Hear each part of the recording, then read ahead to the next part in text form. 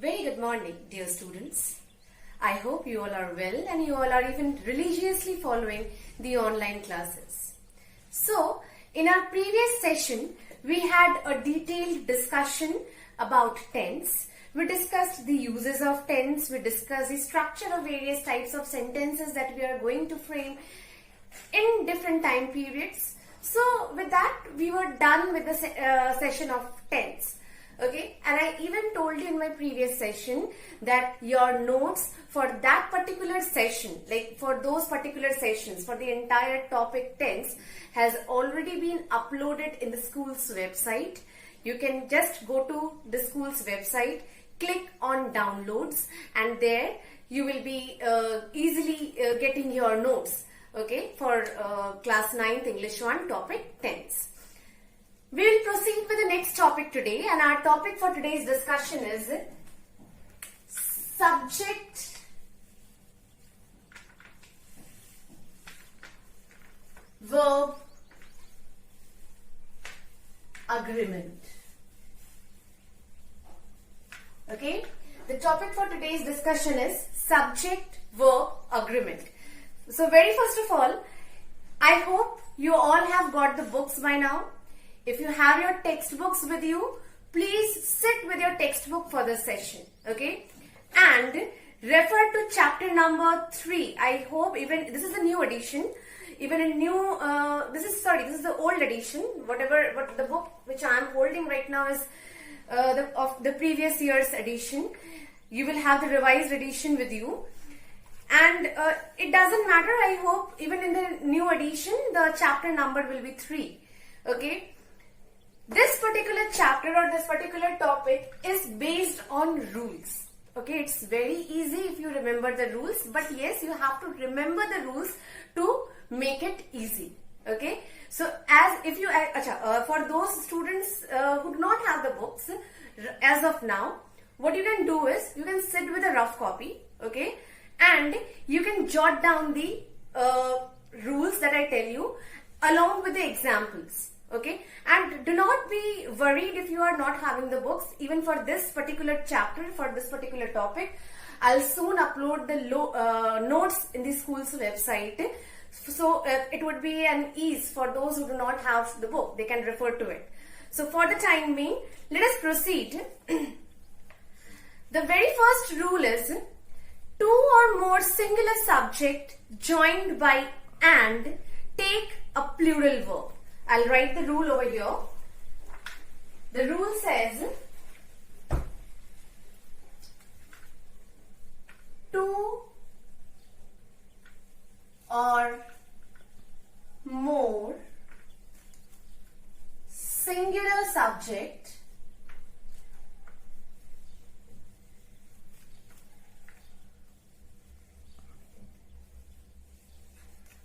joined using and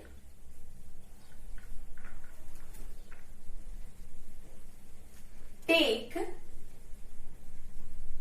a plural verb.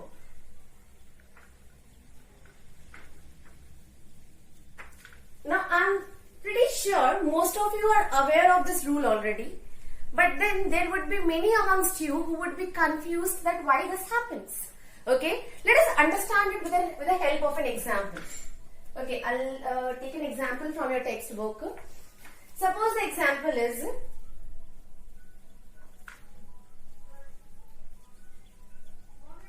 Atul and Amit were present.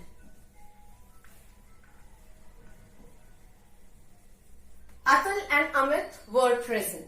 Okay. Now when I say this, how many persons am I referring over here?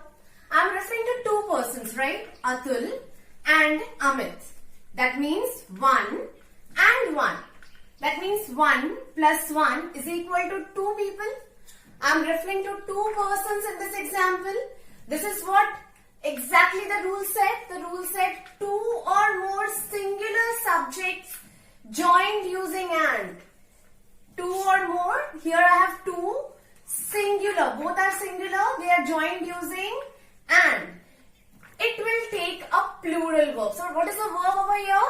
The verb is word. What is the verb over here? The verb is word, which is singular, which is plural. The verb is plural. Did you understand? Two or more singular subjects. How many subjects am I referring to over here? Two subjects. Atul and Amit. Both are singular. The moment I join these two subjects using and, they are not anymore singular. They are functioning together. That means they became two. Okay, that means they are now two. The moment it becomes two, that means it is plural. So that is why I am taking word which is plural. That is the reason the rule says two or more singular subjects when joined using and will be taking a plural verb. I hope now it is clear to everyone. Let us proceed to the next rule. Okay. Then there is an exception to this rule. There is an exception. I just forgot to discuss the exception. Let me give an example. If I say,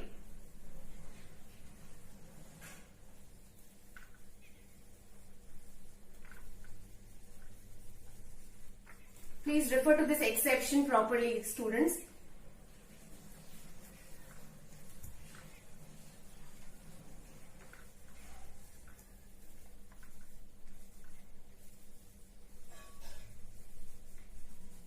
Okay. Bread and butter makes a healthy breakfast. Now before that, let me tell you, again here we have two singular subjects. We have your bread, we have your butter. Both are singular. The moment they got joined using and, now they should be plural now. They should be functioning as plural now. Yes, any confusion? Now if they are plural, if two singular subjects got joined using and, it should take a plural verb. It should take a plural verb. It should. As per this rule, it should take a plural verb. But what is the case over here? What is the case over here? It is taking makes. And what is makes? Makes is singular. Okay. Now why this happened? Why this exception came into existence? Let me tell you the reason. When I said bread and butter, okay, if I tell you that I have taken bread and butter for today's breakfast, that means I did not only take bread, I did not only take butter. Bread all alone or butter all alone would have been of no use for me and for my breakfast. It's only when they come together, they make a good breakfast, right? Now, when they are coming together in this particular sense, let us take one more example. If I say rice and dal. Okay. Now, would you prefer only rice for your lunch or would you prefer only dal for your lunch? Hopefully not. Okay. It's these two together that makes a good lunch, or it's these two together that makes a good breakfast. So that is the reason here I am referring, though these are two singular subjects, but they refer to a complete entity. They refer to one single idea, and that is the reason, although they are plural, but their idea is singular, and so they are taking what? Not plural verb, but singular verb. I hope I am clear. The same goes for rice and dal. Okay, I am not taking rice all alone, or I am not taking dal all alone. It's both of them together that suffice for my breakfast. Lunch. That satisfies my craving for my lunch. Okay, that means these two together are functioning as what? They are functioning as a singular idea, and therefore the verb that they take would be singular verb. Clear? So the rule was two or more singular subjects joined using and take a plural verb. Two or more singular subjects joined using and will take a plural verb. Now again there was an exception to this rule. And what was that exception? The exception was when we are taking two singular subjects and we join it using and, but then the moment it gets joined with and, it refers to one singular entity. In that case, what happens? it takes a singular verb and not a plural verb. Clear? Okay. Now let us proceed to the next one. Next rule. I'll erase this. Those who are preparing notes, it's suggested that time to time you keep on pausing the video. Write down the points along with the example. Understand it well before you proceed to the next point. Don't worry, whatever points we discussed today, it's not today that we are completely going to finish it up. We'll divide this particular topic in 2 sessions. Next session, when we are discussing the rest of the points, we will start with the revision of it. Okay. Let us move to the next point. The next point says, if 2 singular nouns joined by and are preceded by each or every, the verb is in the singular. I'll just write it over here. I'll write it in short form, okay? 2 singular nouns joined by and, but preceded by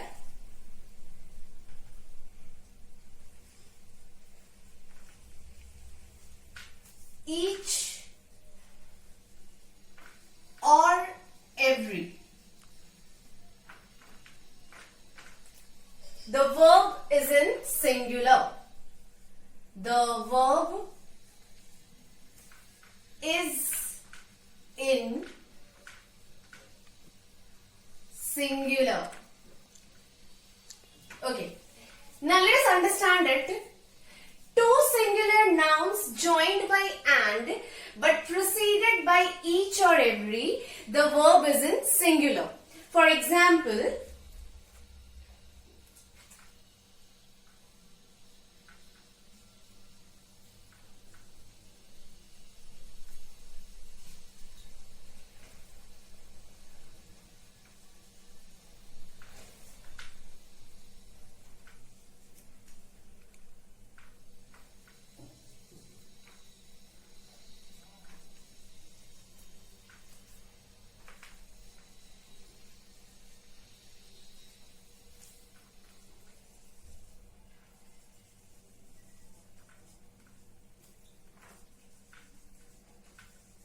okay. Now let us read out the example. The example says, every man and woman works here for the good of the institution. Now let us just go to the rule once again. The rule said 2 singular nouns joined by and. This is something that we have done in the previous point as well. In the previous point we have seen that when we join 2 singular nouns using and, it will take a plural verb. Here also we have 2 singular nouns joined using and. But there is a added condition over here, and what is that? This prefix every or each. Now let us understand it with the help of a practical example. Many of you are celebrating birthdays in school, isn't it? And when it is your birthday, you come to school in colored dress. Okay, you come to school with toffees and chocolates and distribute it to your classmates. Now, when you are distributing the toffees, what do? You distribute the toffees or the chocolates to each of your classmates. Now, each of your classmate, to every classmate of yours, the moment I say each of your classmate or every classmate, that means you are giving 1 chocolate at a time to one person, isn't it? You are actually dealing or you are actually coming in contact with only 1 person at a time. Because of that, since you are coming in contact with only 1 person at a time, or you are dealing with only 1 person at a time, or you are referring to each and every classmate of yours separately, that is the reason here one at a time. Because of this, every or each, the sentence will take singular subject. Clear? I hope I'm clear. When I say man and woman, okay, when I say every man and woman, that means I'm talking to, if suppose there are 10 people, 5 men and 5 women working in a company, okay, when I say every man and woman means I'm referring to each man and each woman at a time. Clear? So when I'm referring to each at a time or one at a time, one means what? Singular. So that is why it will take a singular subject. I hope I am clear. Now let us proceed to the next one. Next one is very, very easy, students.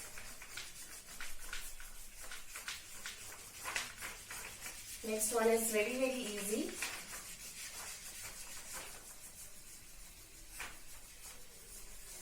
Okay. The next one says, when two or more singular subjects are connected by or, but, neither nor, either or, a singular verb form is required. Okay, let us have an example. Let me first write the rule.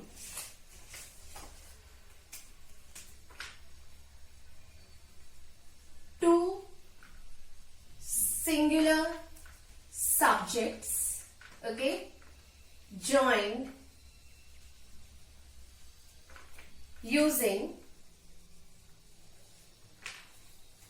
or,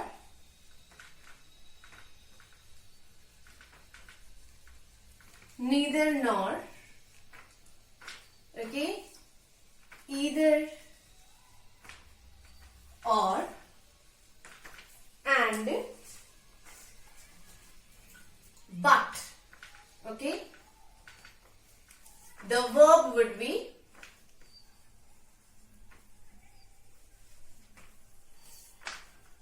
singular. Now let us understand it with a very simple example. Suppose if I say, will you have some tea or coffee? I did not write the remaining sentence, that is for you to understand. If I ask you tea or coffee, you will either choose tea or choose coffee, right? The moment you reach to somebody's house, a person definitely offers you tea or coffee, and it's up to you whether you choose tea or coffee, but you cannot choose both, because already an option means by using or, the speaker is giving you an option. You can have either of the two. You cannot have both. The moment you choose one, that means it's one. The moment you choose one means your answer is one. If it is one, what it is? It is singular. Definitely. There is no other option. Let us have an example.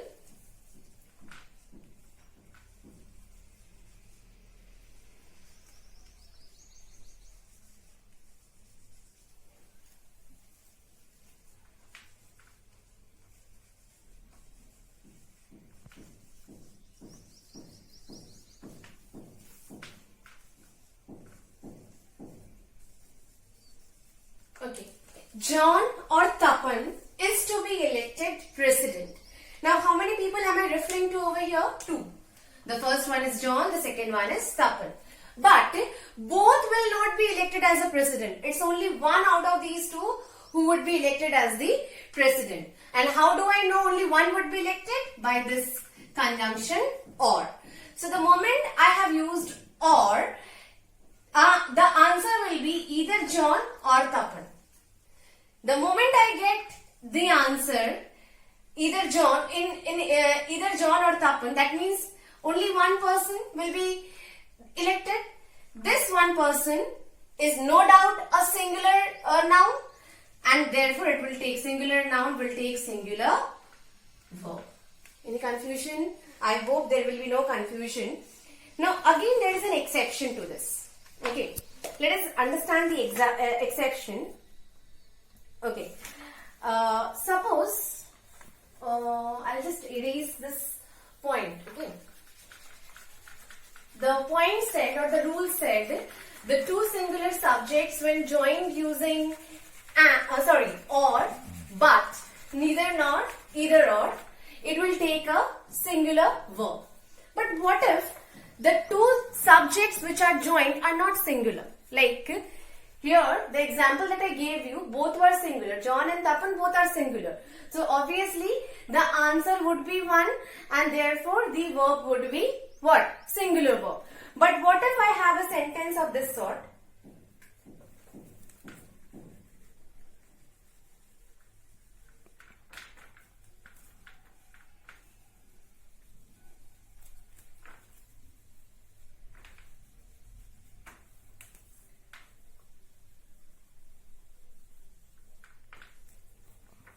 I'll give an example to you here.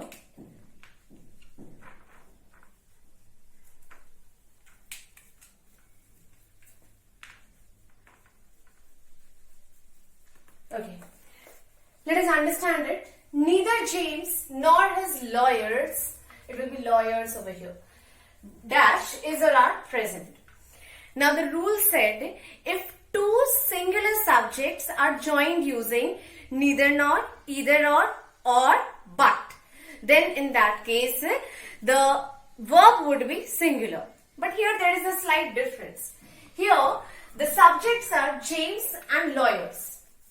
James is singular, okay, it is singular. But what about lawyers?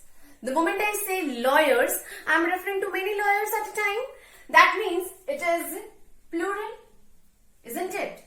That means it is plural. So in that case, whenever I am joining two particular subjects using neither nor, either or but, okay, and those two subjects are different in numbers. I hope you understand by what I mean when I say different in numbers. Different number means one is singular, the other one may be plural. The verb, here I am supposed to fill the verb in this blank. So this verb will be in accordance to the nearest subject. Clear? So what is the nearest subject over here? Lawyers. Lawyers is what? Singular or plural? No doubt, plural. So definitely the verb over here will be what? Plural. Understood? This verb is in accordance to the nearest subject. Am I clear? The rule said that two singular subjects joined using or, neither nor, either or, but. Okay? The verb would be singular. But if the two subjects joined using or, neither nor, either or, but are different in numbers, the verb would be in accordance to the nearest subject. Clear? If the nearest subject is plural, the verb would be plural. If the nearest subject is singular, the verb would be singular. Clear? Any confusion? Okay. So how many rules by now we have done? We have done actually 4 rules, I suppose, along with the exceptions. The first one was two or more singular subjects joined using and will be taking a plural verb.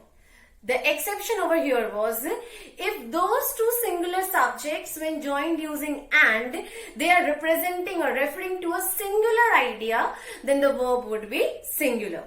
The next one, if two singular nouns joined by and, okay, two singular subjects, when they are joined by and, but the subject is actually preceded by, or means the prefix used is each or every, the verb would be singular.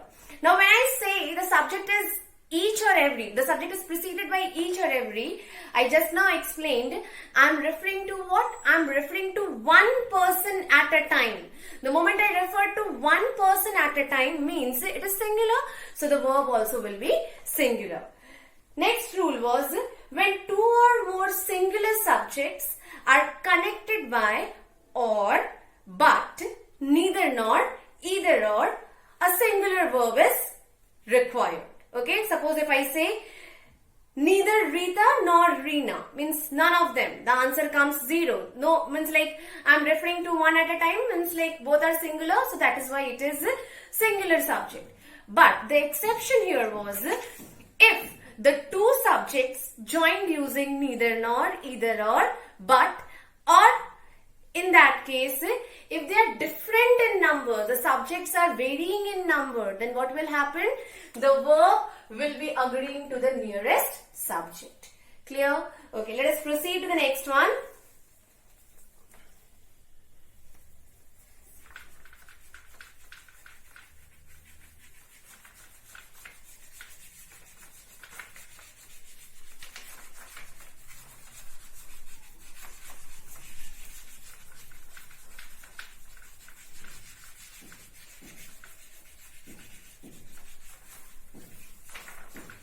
Okay.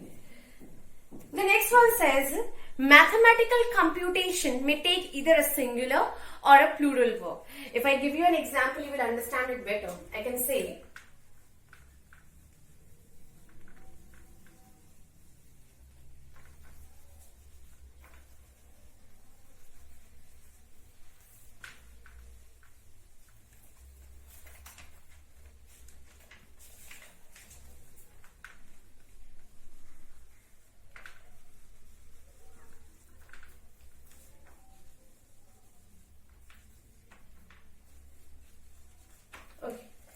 now, if you can see this, in both the sentences, I am actually referring to some mathematical computation. When I say 2 and 2, I refer to this, 2 and 2, okay? Make 4. It will give us what? 4. That means I am referring to these two singular, probably singular entities, and they are joined using an, okay? So they should take what? Plural. But what about here 2 times 3? That means 2 into 3. Again I am referring to this 2 which will be repeated for 3 times. Okay, so why am I using is or singular over here? Because the rule says it can either take a singular verb or a plural verb.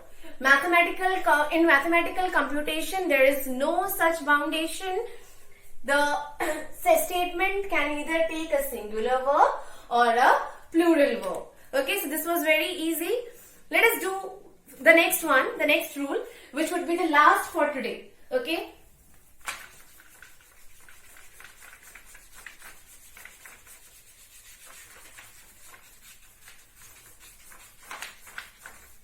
Okay. Let us see. A singular subject which is followed immediately by, as well as, in addition to, including, no less than, with, together with, or a similar construction requires a singular verb. Let me write it over here. Wait a second. Yes. A singular subject followed by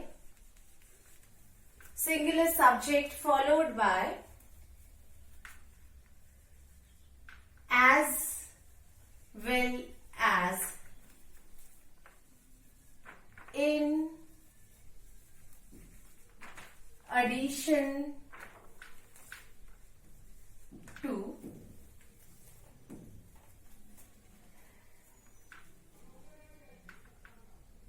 with,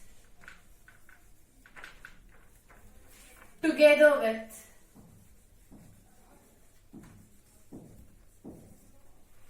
okay, needs a singular verb. So what does the rule says? The rule says that a singular subject followed by, as well as, in addition to, with, together with, needs a singular verb. Let us understand it with the help of an example.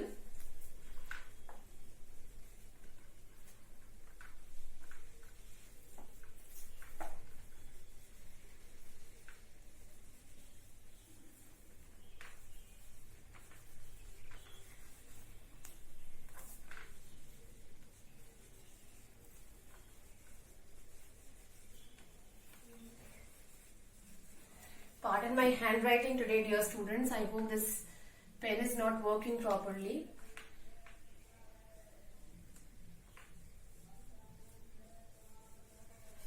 the husband as well as the wife needs advice. Okay. Now, when I say the husband as well as the wife needs advice, as per the common rule, what happens? How many persons am I referring to over here? I am referring to two persons, right? The husband, the wife. Now let us go back to the first rule. What did the first rule say? The first rule said that when we are having two singular subjects, okay, joined using and, the verb should be plural. But here we have again two singular subjects, but this is being joined using what? As well as. It is being joined using what? As well as. Okay. Now when I say as well as, or if I say the husband along with the wife, along with, or if I say the husband in addition to the wife, okay, the husband together with the wife. When I use all these conjunctions, what I mean?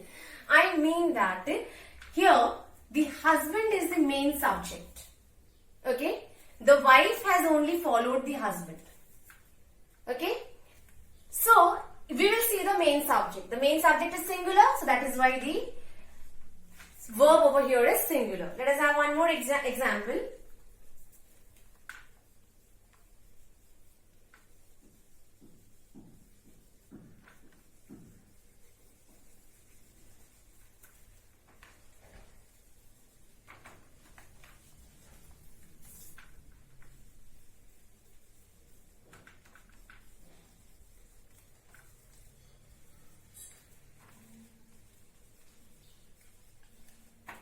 The coach together with the assistant was praised. Now when I say the coach and the assistant, I am referring to two different persons. But what happens?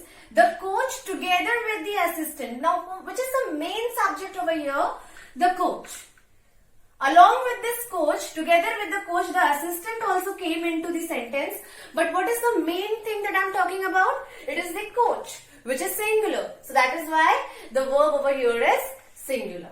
That is what it is being said. If a singular subject, this is the coach, which is singular subject, is followed by together with, along with, in addition to, as well as, okay, yes. Then in that case what happens? The verb is singular. Clear? So we have all together we have done 5 rules today. I'll just repeat the rules quickly once again. The first rule was two singular subjects joined using and will be taking a plural verb. But the exception was if two singular subjects joined using and are referring to a singular entity, the verb would be singular.